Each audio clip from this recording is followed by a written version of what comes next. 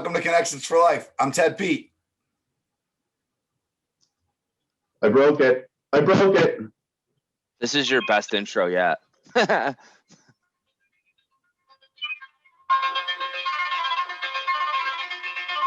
it. I'm Chad Groebner. Stop playing. I'm nominating that for the worst. No, come on. That was good. I gotta get it together. It wasn't good. You just said it doesn't work. It doesn't work. I broke I broke it. I thought I was saying that in my head. Panic. It was terrible. No, I kept missing the play button on my phone. We're not hitting reboot on that one either. Nope. We're showing the world what we normally go through. But come on. That was great. I broke it. That's a Monday for you right there. Holy cow. Well, Monday means it came after Sunday. So how was your weekend, Joe? I don't know. I haven't feeling nothing. Well, Friday we had a soccer game. We crushed them. We scored like 15 goals. It was like bad. It was like we brutalized them. Some of these kids just didn't even like. I felt bad for them. They were just really small. Small team. I got a team of big girls, but they're not that great. But we spanked them pretty good. So other than that, like what did I do yesterday? I haven't been feeling good, guys. So like I've kind of been like just laying low and trying to rest. But no, I have nothing cool that I did. Nothing. I watched a movie, didn't I? Oh, I watched a movie yesterday, Hotel Artemis. Oh, I wanted to watch that. I actually never saw it. It's okay. It's entertaining, but it's okay. It's not like anything that you're gonna be like, you should definitely go see this. It's all right. It's like average. That's like a hotel for like criminals. Yeah. That's interesting. How about you, Chad? I watched the Rangers get spanked yesterday. I haven't watched. I haven't really watched any hockey. Saw Logan went. The only exciting part of my weekend really was, we bought a new couch. We got a new couch finally. Took forever, kind of like yours, Ted. But we also went and we had lunch with Logan yesterday. Zoe, Lindsay, and I did, and with his girlfriend. I like how you casually say we went and had lunch. Like you had to drive like 3 hours to have lunch. It wasn't like 2 hours and 10 minutes. 2 hours and 10 minutes. We went and had lunch with him and his chick. So that was interesting. Nice fun.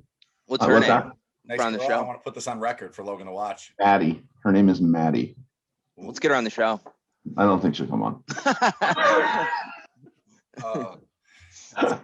Teddy, you, Teddy. You know what Teddy's going to say already. Say something different. Come on. I went to date night. I went and watched my son play basketball. He had himself a heck of a game. He's only got 3 games left: Monday, Wednesday, Friday this week, and then his season ends and AAU basketball begins. But I figured.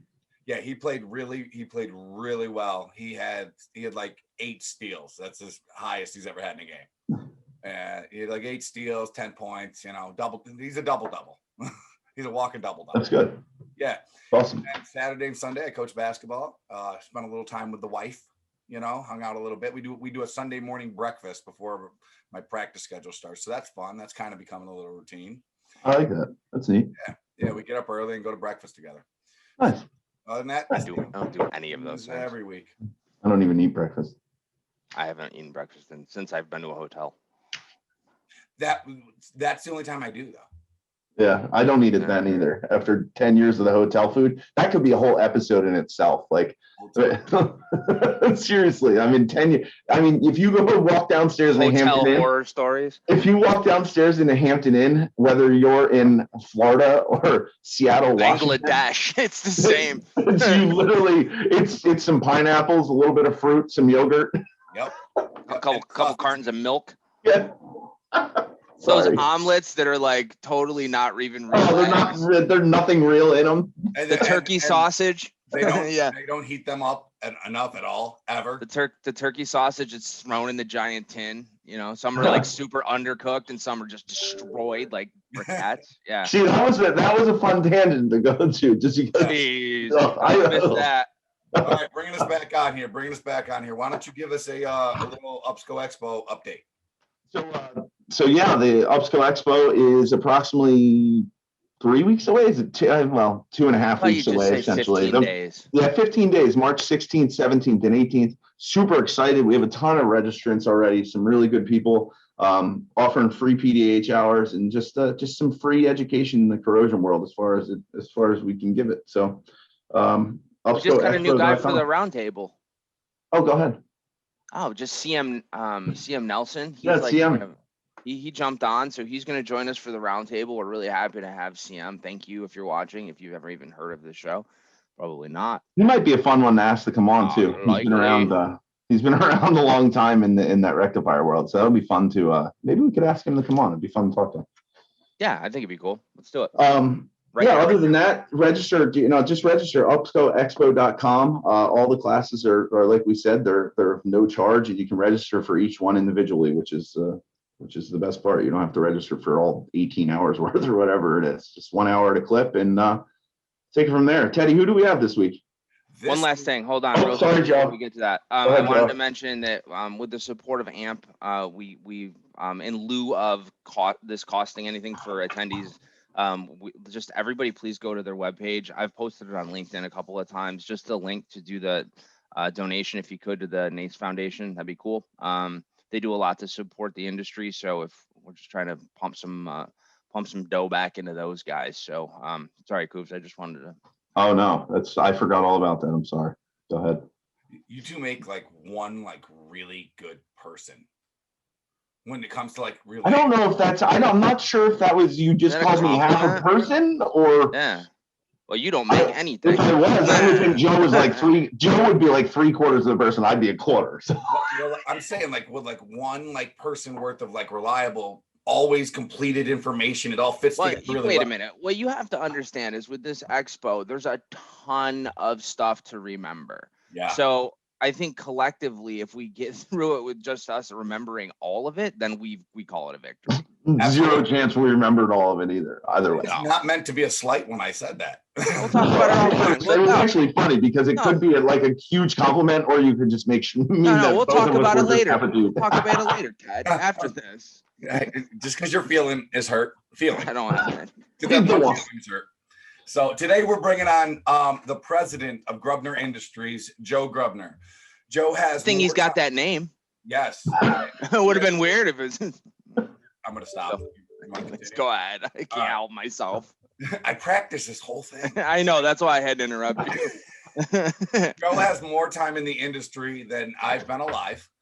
41 years. And he's really just a pioneer in the distribution market of the natural gas industry. Yeah. So he was a fun interview. He told us about his college days and several other things. I can't wait to get into it. So without further ado, welcome to the show, Joe Groebner. Hello, Joe, and welcome to Connections for Life. Thank you for joining us. I'm glad to be here, guys. Come on, Joe. Good to see you. Chad. Yeah. Hey, Chad, Ted, Joe. Good to see you. Yeah, my namesake. Joe here today. I don't know how that works. I'm your namesake. I don't even know. Same name. Right? I might be a little older. So I don't even know what I'm talking about. Yeah. We'll just kind of start off like we do everything else. First of all, Joe, welcome. It's good to see you again. Thank you. I know that you're down in Arizona right now, keeping warm while we're all freezing our butts off up here. So I'll try to leave my anger out of the conversation. But we just want to start off, man, really quickly. Joe, how'd you get into the industry? How'd you end up in the natural gas world? Well, it was really my first full-time job. Started with my dad. I did a number of things working my way through college. My plans were originally to be in the forestry or wildlife management. And my father kind of gave me a little bit of a coaching job and said, well, why don't you see what that pays, since you're going to have some debt coming out of school, and see what that's all about. And he had just recently started his own business in the rep business, rep world, selling a variety of natural gas distribution products. And I looked at it, and initially I said, no goes. I'm not going to be in sales. And then I looked at what forestry paid and how long it'd be. And then you did the research. Sales doesn't look so bad after all. Yeah. So tell me a little more about this stuff. So I started with him in 1980 while I was wrapping up college. And so I was working part-time for the first couple of years with him, and been at it now for just over 41 years. That's awesome, Joe. Especially, I mean, 1980. That's crazy. Your dad was in business, I think, for 4 years. You had told us before that. How did he get started in it in the natural gas utility? Because I think it's a little bit different than what you guys do right now, right? I mean, yeah, absolutely. He started by working with a distributor of white goods predominantly. Actually, I could even back up a little further than that.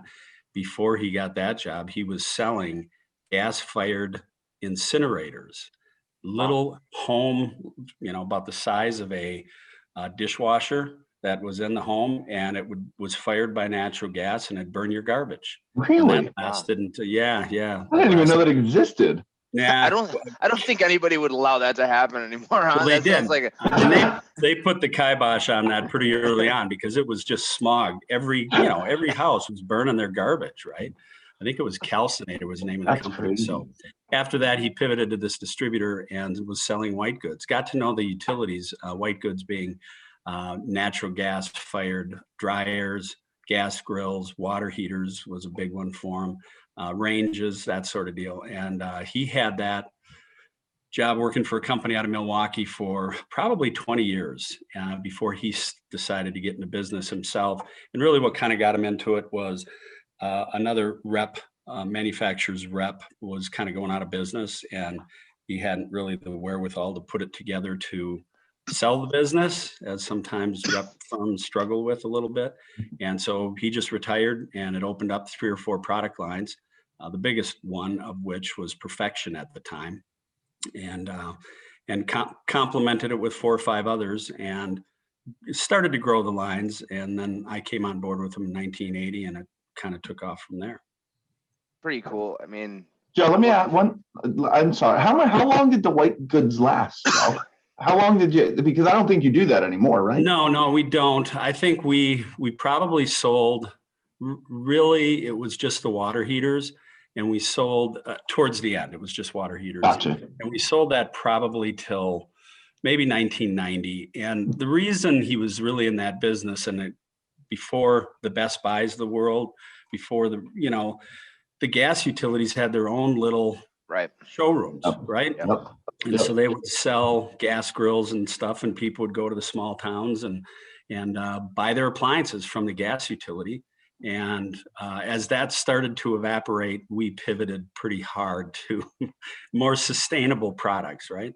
It's funny because there's still a couple utilities that there are on Yeah. that actually still have that showroom aspect. Yep. And I'm always like, it seems such an odd mix, but to know that was the norm is yeah. It was. I mean, the locals had typically, like Center was Mini Gasco at the time. They had kind of bigger stores, but smaller utilities that had little district offices scattered along the system. They'd have these lobby. little little lobby. I mean, people would come in and pay their bills and look at a new range or something like that. So. Yeah, they're like Ted said, there's like Corning Natural Gas, I know, still carries they have, when you walk into their main entryway, they have, display units of, I don't know what's in there, Ted, you go in there more than I do, but I remember being everything in there. that runs on natural. There's actually a couple cool places, like I'll give a little pump up to New Jersey Natural. If you go to their facility, they have like a museum in there. Of all the old things that they used to sell, and the evolution of gas, like for them, and the parts and things like that. It's really, really kind of a cool little thing. So I've had a vision forever to try to capture some of that old gas paraphernalia, whether it's metering equipment or gas meters. I've got a couple cool things, and probably the coolest one I have is about a 2-foot length of, I'm going to say it's probably 6-inch in diameter. Wooden gas main. That's awesome. Yeah. Yeah. That's awesome. And it actually has the coupling in one side of it. It's pretty cool. That's really neat. Yeah, at Upsco, we have a few that we've kind of found, I guess Andy's found over the years. I think the coolest one that we have is, I don't know how old it is, but it's a coin operated gas meter. Nice. Yeah, that's pretty neat. You put your dime in, you turn the nozzle and it gives you enough, or you turn the knob and it gives you enough gas. The fun fact. The fun fact in a Chuck Lang throwback there. The fun fact from Chuck Lang about those coin operated natural gas things is that they used to freeze ice chips and put ice chips in there, and they'd melt out the bottom, and it's So they Yeah, could get so free that's gas. why they got rid of them. So what would happen is, little history lesson, I know Wow. this. Yeah. They would freeze these little coin-sized pieces of ice, and they would put them in there to use the gas. And the gas companies would come around weekly or monthly, and they would, they'd have their key to open up the box to be able to take There the wouldn't be money anything. out, and there would just be water in there. And they were like, "What is going on?" Like, people had no idea what was going on. So those kind of phased out as, theft never. People always figure out how to steal things, right? So Oh, they do. They yeah, do. for sure. Anyways, we talk about that forever, but I know since you started in the industry in 1980 till now, it's been 41 years. A lot's probably changed, huh? Not just the appliances that we just talked about, but from where you started to where you are now. What's the biggest thing that you've seen different about the gas industry since your time and up to current date? Yeah, I think, a couple of things. One, on the product side, maybe I'd share one that I think Mhm. you guys are very familiar with too. It's kind of change in the workforce. Although the gas industry, I think, still has significant longevity, certainly in the sales side, but also many people that start off in the, working for a gas company, retire there. That's shifted quite a little bit. We're starting to see a lot more, turnover in Yeah. people. Yeah. My dad kind of had a motto that, treat everyone with a great deal of respect at all levels in the organization, because you never know, someday that guy might be a boss man. And I've seen that. I mean, Sure. I started off with young engineers that we were working on projects with that became vice presidents and beyond. And so, you talk about connections for life. That's really what it has been. But there's been, I think, quite a little shift for that. More transient workforce than what originally, I grew up with. And then I think the other big piece from a product side is technology. I mean, we could lope along and sell the same gas regulators, and much of the technology and gas regulation is the same today, but there wasn't a lot of change in a riser or a meter or a Right. regulator. And that's all kind of gone out the door. It's all becoming automated, less truck rolls. Our biggest product line is Census, and we do a lot of work with them and have deployed some significant AMI projects. And, Yeah. now it's not just reading meters. Now they're getting gas pressures from various points in their system, using it for cathodic protection. It's really changing the dynamics. And, they're the utilities are trying to find ways to automate and, ultimately have a few less bodies they got to deal with. So Absolutely. Phase us out. Phase yeah, us all out, right? Yeah. that's right. That's As pretty you neat. tell that story, I find it really funny. It's like the newbie on the block here again, with obviously far the least amount of experience in the industry. That I get to sit through these interviews and hear everybody talk about how much stuff has changed from the time they got in, and it's had varying scopes from 40, 50 years to 10, 20, 12 years. You know what I mean? Whatever the case may be. And I'm here at 2.5, like, all right, I can't wait until 10 years from now and to go, what's changed in that amount of time? So I can. Well, It's crazy. and to your point, Ted, one of the things that, what are we doing right now? We're sitting on a Zoom meeting.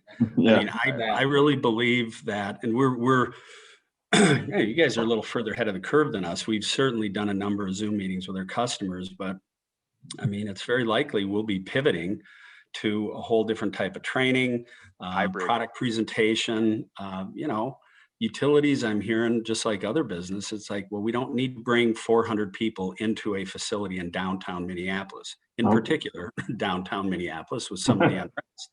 So they decentralize.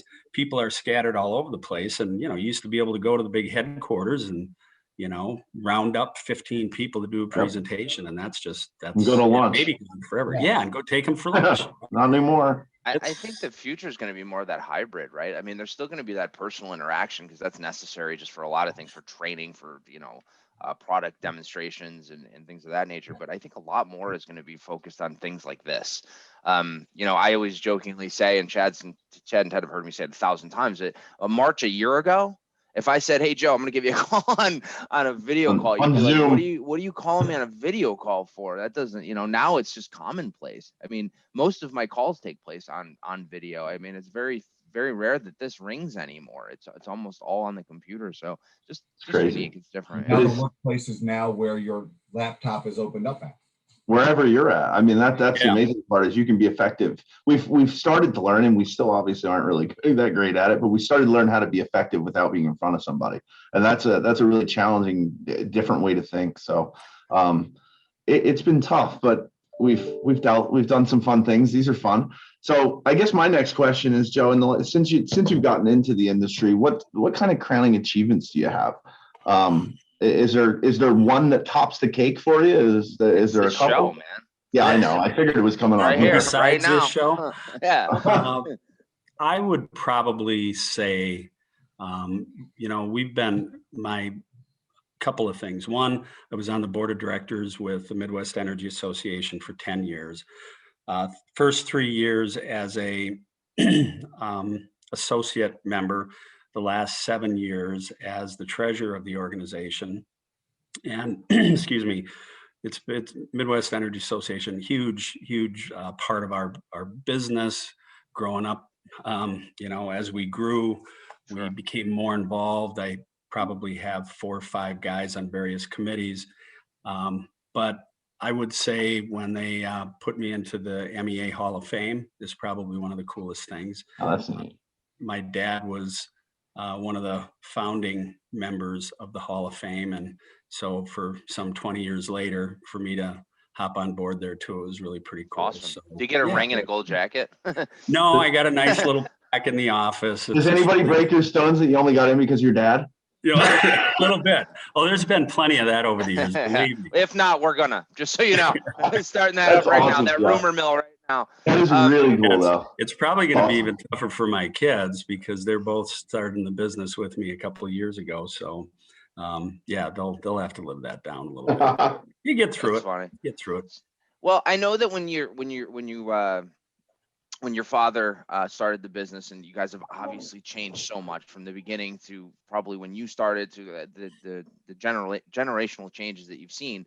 I guess what's Groebner look like today? How many employees do you guys have? How many product lines? I know, like you said, you're moving into your 3rd generation with your children. What's the future look like, and how is it different today than maybe it was just even a few years ago? Yeah, that's a good question. When I started with him, it was 2 of us. We were literally working out of his apartment. Just your dad yelling at you for well, he and my mom had divorced. He was starting a whole reboot change in his life, and it was a weird time. But I would say the biggest real significant thing for us that changed the trajectory of our business was when we became a distributor. We were pure rep, sold product, got commissions, didn't really have the touch with our customers that we do, the intimacy, if you will, with sending bills out and shipping product to them. Right. In 1985, we were approached by McRoy to become a distributor company you guys know very well. Yeah. And we kind of balked because I didn't have a warehouse. I mean, by then we were working out of an office facility. We had no warehousing facilities. I had no sense of it. We didn't really have the lines of credit. I mean, there was a lot of work that went in, and I kind of took that on. My dad kept selling and being productive, and I learned quite a bit about what the banks want and accounting, different types of software, and inventory management stuff, and that completely changed our direction. We went from 2 or 3 people at that time to now a warehouse guy and all the other ancillary people and things that you needed. And we opened our first warehouse, I think, after stumbling along with rented warehouses in different parts of town. I think it was probably in 87 or 88. We opened our own facility and staffed it and the like, and continued to grow from there. We opened our second warehouse in the Chicago area, Aurora, Illinois, initially. Now we're in West Chicago. And I should have these dates down, but I don't. That would have been probably the early 90s.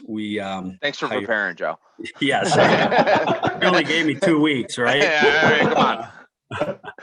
So we opened our second warehouse in Chicago, and then our third warehouse in Kansas City. And we just recently opened a facility down in Texas. That's Oh, awesome. cool. I didn't know that. That's awesome. Yeah, How many now we employees do you have, Joe?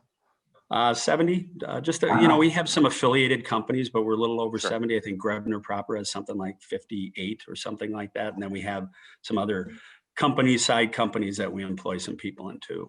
And it So, all started with you and your dad in an apartment. Think about that. Yeah. It's crazy, right? Yeah, that's wild. Awesome. yeah, my first job was comparing commission check stubs to the sales receipts that he'd get from the product. To make sure no one was bending them Literally. over. Get a stack. Yeah, exactly. I get a Yeah. stack of, like that. And okay, just make sure they paid us the right commission, Joe. With an adding machine, right? Yeah, it's about right. Right? So yeah, That's funny. we've come quite a ways, and we've been. Joe, before we move to the last question, I just wanted to ask you, what are your, I want you to pump your own tires a little bit and your own companies. What do you guys, what are your top 5 product lines now, or however you want to describe it? I just want you to talk a little bit more about what you guys do now and how you can help the gas utilities, really. Sure. So I think, what we've pivoted to from just selling products is to, as you guys know, there's a lot of competition, a lot of pressure out there, and just selling commodities is, it can be a real challenge, just because you might not have the cheapest product, or you can't offer free freight. The big Sure. box guys have kind of put the squeeze on the commodity. So we've shifted towards manufacturers that are really require some hands-on customer service, in-field service, training, things that kind of differentiate us from many of our competitors, especially, again, the big box guys. Sure. Again, I would be remiss in not starting with McElroy Fusion Equipment. They got us into the distribution game, and because of that, it really changed everything in our company. Our biggest line is Census metering systems, division of Xylem. They've been remarkable. We've been with them for probably close to 20 years now, and watched them change hands 3 or 4 times. Yeah. Different private equity firms. They I feel finally, like Xylem owns everybody now. yeah. I I think think we work for them now. I'm just kidding. the great thing about it now is, though, they were finally placed with an organization called Xylem. Yeah. And as soon as Xylem, who had a heavy presence in the water markets, water filtration, a lot of stuff I don't know anything about, they started making major investments. And Yeah. when a private equity firm pivots from let's drop money to the bottom line so we can get a better return on our We investment. heard that same thing from Smith Blair, Tommy Houston. from Tommy Houston. He told us the exact same thing. They've been amazing, and just they've been really. They have invested huge in the gas side, and the gas was always kind of the ugly stepsister for Census, because Yeah. the water side was so big, and electric drove a lot of the business. And so anyway, Census has been fantastic. As I told you, I think I mentioned, we just wrapped up a 3-year deployment at NICOR with over 2 million endpoints, and we were Cool. pretty intimate to that process the whole way through. One of our other long-term manufacturers that we've had, and it's a rep company. We started as a rep, and we do some distribution. It's Sensit Technologies, and Sensit does leak detection stuff. And Scott Klepp. Jay Scott. We've had Scott on too. Scott's been on, yeah. Oh, has he? Yeah. I'll You have to should go watch back the and show. I'm going to. Me too. We'll watch this episode probably. No, yeah, Scott and I go back to pre-McElroy days. I remember him driving around in his Crown Victoria selling gas tracks. That's awesome. And It wouldn't surprise me if he still has that, Joe.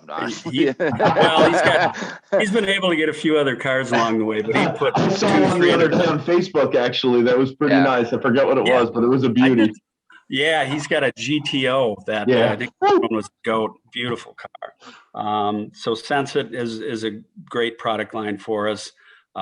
We also are heavily involved with one of the new upcoming products for us is TechValco. It's line heaters, and it's a very unique, different kind of line heater from the water bath heaters. Central's up there. It's a big one for us. And Mustang, and we do a lot in tooling, a lot with contractors. So that's just Make sure you don't leave anybody out, because they're gonna rip you for leaving one off the list. Well, I'm sure you guys are the same, but for us, I assume you're the same. I don't know this for sure, but for us, we have probably 15 real core manufacturers, of which I've listed most of them for you, that we really focus our time on. Sure. And then we have, some ancillary products that we have to have if we're going to sell, this type of equipment. We need some complementary things to it. And then we have the true blue commodities that, we have our municipalities call us for and that sort of thing. So if I listed them all for you, it would be probably about 150 or 200. Yeah, we're gonna cut that. We're gonna cut you short on that one. Yeah. Good call. I just wanted something that obviously just happened. I can see it behind you, 45 years. So congratulations to you guys, Thank you. Your family, and everything that you guys have done in the industry. I just want you to tell everybody what that is behind you, because when you actually told us before, I was amazed, and what it is and what it actually looks like are two different things. Sure. So in celebration, one of the things that I haven't been the best at, and there's been a number, but it's just kind of celebrating our business and being, more in tune with, anniversaries of our employees and all that. And my daughter, Carissa, came on board, and we've got a great marketing person that came on board recently too. And so she was looking for a way to celebrate our 45th year. And we're of course not going to trade shows like we used to, and it's kind of difficult to get word out. So she contracted with a local Minneapolis firm that builds ice walls. And that's what you're looking at behind me. They actually fabricated it in their shop in those sections. And to give you kind of an idea on scale, I think it's about 5.5 feet tall by awesome. Almost 10 feet long. So yeah, we put it up in our courtyard, and the guy said it normally will last 2 to 3 weeks. And I think we're going to have it till June this year. At least it's not in Arizona with you. About an afternoon. Well, Exactly. That's you mentioned in that you said that, obviously we're not having trade shows and those kind of things right now.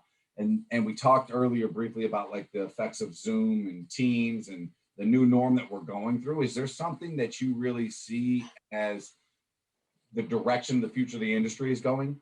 Is there something that just you've experienced and say, man, that's the way it's going to be moving forward? Well, I do think that this just the technology, the fact that you folks, Upsco boys, are the same way as we were deemed essential right out of the chute. And,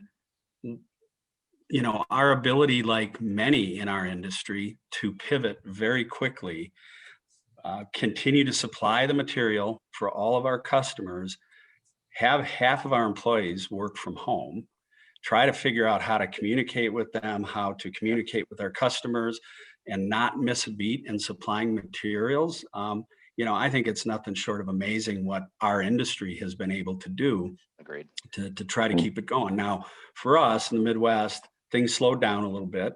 We were planning, I'm sure like you guys were, for a record 2020. Yep. 2019 was great, and utilities were investing money into their systems like crazy, and it all kind of slowed to a snail's pace, at least for the first half of the year. So, I guess the short answer would be the changes in automation, in systems that require less people to be out in the field, has been unbelievable, in particular for us on the census side. But you guys have seen it on McRoy too, with all the automation they're doing on the fusion equipment. It's amazing, and I think it's accelerating at a pace that I certainly would not have anticipated. Even just I think it was like a product of the environment. I don't think anybody would have been so, we wouldn't have gone that direction had this not occurred. So it's interesting kind of where we ended up and how this is some of the still going. innovations and technologies in the world were forced upon them. You know what I mean? If you just think that there was a need that had to take place. I never heard of Zoom before. If you asked me last February at the same time, if I'd heard of Zoom, I'd tell FaceTime. you. FaceTime. FaceTime. FaceTime. Yeah. we're the Alright. same. First one to We have have a just team, started playing around with Teams. That's our primary platform that we use. Ours too, internally. Ours too, except for this. And there's Zoom, fulfills a kind of unique niche and a lot of bodies, and so we've used it there too. But we were just starting with Teams, but I didn't know how to get in or on, and somebody would have to come over and show me, and I couldn't. That was Dan. That was You Dan's sound like- first you sound 3 like months into the Payjack. pandemic. Yeah, Yeah. that was. Hey. He still sounds like that sometimes. Yeah, and then all of a sudden I figured out how to get on when I couldn't come. Yeah, when I couldn't get on today, you adapt. So yeah, it's pretty staggering how fast it's all come Amazing. about. But, Yeah. Well, Joe, I just want to say thank you. It's been awesome. I'll be honest with everybody watching, we didn't really know you that well coming on here. And I think part of what I enjoy so much about our show is not only do we get to do this and have fun, but we also get to meet really cool people with awesome backstories and learn a little bit more about their organizations, what they do, and hopefully somebody that we can, see again and talk to again in the future and share ideas and collaborate. I just think it's a really cool thing. So I just want to say from us to you, thank you for coming on the show. We really do appreciate it. And, if we ever get out to another MEA event again, buy I'm a beer. coming now. Now I want to come see everybody that I not know allowed. personally. You're not allowed, Kubo. I Thanks. jokingly think all the time that like now there's so many people that I'm like, you're now in like the bro hug. Yeah, I don't know. What do we do now? Do we hug you? It's now. Talk on this all the time. You guys know what? You guys know all too well. You're in the bro. With me, you're getting hugged. It's happening. All right. Yeah. Joe, thank you for joining us here on Connect. Thank you, Joe. We truly appreciate your time. We know that you're a busy man, and we can't thank you enough. So thank you for joining us, and we really appreciate you. Thanks, Joe. Take care, guys. Joe, thank you for joining us on the show. Great interview. We really appreciate your perspective and just all the history you have in the industry. Truly, from the bottom of our heart, thank you for joining us. Yeah, it was cool to talk to Joe. I've met Joe before, but I never really got a chance to talk to him. So just hearing some of the stories, I think one of the coolest things we do on the show is talk to people and hear like their history, where the organizations come from. Because I'd be willing to bet that a lot of people that work for some of these companies don't even know some of those things. So I don't know. I just think the history portion of it's pretty neat. And Joe is a ton of fun to talk to. Can't wait to get out there and see those guys sometime. One of his ice melted yet. Probably not. I don't know. Maybe it's been warm. We got a little warm front here, so if they got the same one, it came to them first. Yeah, we go from snow to flooding. It's like Every year. Oddly enough. Right? backyard's a swamp. Fantastic. Wonderful. So, but no, it was cool. Good stuff. Yeah, it was a great interview. It was a lot of fun. So what's next? Utility update. Chad, what do you got for us? I know you got one. On what? The natural gas industry update. Excuse me, not a I don't have any industry update. Before this, I said you do the one you have. I'm gonna, but I thought you Stop pressuring me. I thought you were gonna do one too. This show is so well scripted. All right. You said you didn't want to do two. I get it. All right. So I'll go that Philadelphia Gas Works is celebrating 185-year anniversary. The company started in 1836, and on February 10th, they held the lighting of the 46 natural gas lights along Philadelphia 2nd Street, and it just symbolizes their anniversary in the industry, which is unbelievable to think. It's unreal that natural gas has gone back 185 years, and then to know that it existed so much farther than that, you just can't imagine it. So it's when they had wooden pipes. Yeah. I mean, didn't Joe just talk about that? Somebody we just talked to talked about their wooden pipe and having it somewhere. I remember the conversation. I don't remember who it was. I don't remember who it was either. 185 years is a long time. I mean, it's amazing that they're still there. And, we just talked a little bit offline about some of the name changes and birthdays of things. And that has to be, I know it's the longest one in the United States because the article we got it off of from NGA told us that, but Yeah. I'd be amazed at some of the. I Go thought ahead, Baltimore was the first gas utility. I don't know. 185 and a half years? Like, that's a long time. I don't know. I remember just always thinking I think it's a good topic. Baltimore was the oldest one. So who knows? We'll come back to that one next week. Absolutely. I think that's congratulations about them though, right? PGW. The crazy part about PGW is that they manage and maintain over 6,000 miles of natural gas mains. Yeah, they're all in a 4-mile radius. 78 billion cubic feet of safe, reliable natural gas. when you say how many miles of pipeline? 6,000 That is miles. literally, Joe is correct. That is literally in like a 7-mile Yeah. square radius. Yeah. The greatest part about what That's we're talking crazy. about right now is my gas fact of the week, because it pertains to this. That was completely unprompted and but That's right. so this is a little bit more of a talking point than it is just a gas fact. But right now there's approximately 2.5 million miles of natural gas pipeline in the United States, and of that 2.5 million, there's I think it's 1.4 million is plastic. Okay. So think There's about a lot that. of change out to happen then. Well, yeah. So it's it's interesting because we talk about pipelines, and I think we see on the news like when things go wrong, right? We don't see when things go right. We just assume that they will, and there's no issue until something does. But according to the United States Department of Transportation, pipelines are still the safest form of energy transportation. And I think one of the things that I find really interesting there is that the natural gas utility industry spends approximately $22 billion a year to help enhance pipeline safety. So think about that. $22 billion just goes into enhancing current pipeline safety. I don't know if you guys saw, but last week, I think it was on the 23rd, 24th-ish, there was a tanker, I was literally just going to bring it up. It was like 70 miles north Crazy. of Austin or something like that, and an 18-wheeler tried to go around a parked car and smacked into a moving rail car. Wow. And yeah, it was insane. Like, but there was no deaths and no injuries, which I found unbelievable. Yeah. But they had, so on the train, I think there was gasoline, coal, and some other petroleum products that just poof went up. So we talk about bringing energy or bringing forms of energy in different transportation. I turned into Mike Tyson. Holy cow, Mike Tyson, don't punch me if you ever watch this. You said that. Yeah, right. But we talk about different transportation. I can't say it. Oh my God. You talk about different ways of getting natural gas from point A to point B. Let's shut the cameras off. My goodness.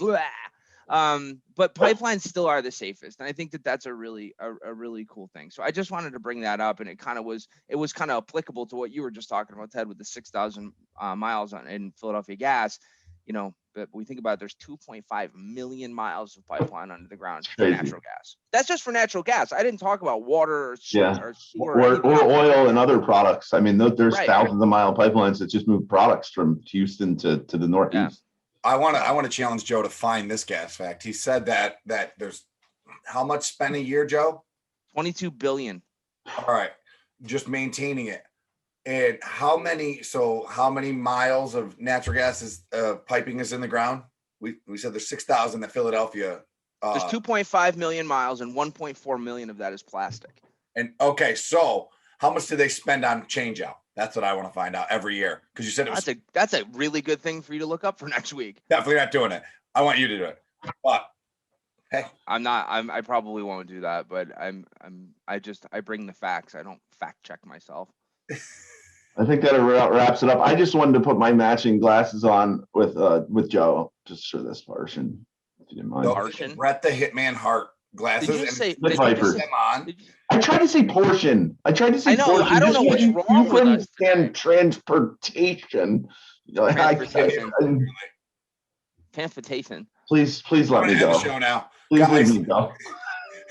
Please like, click, subscribe, join us, follow us, comment. We got to wrap this one. Oh boy. Thanks, guys. We love Thank you, guys.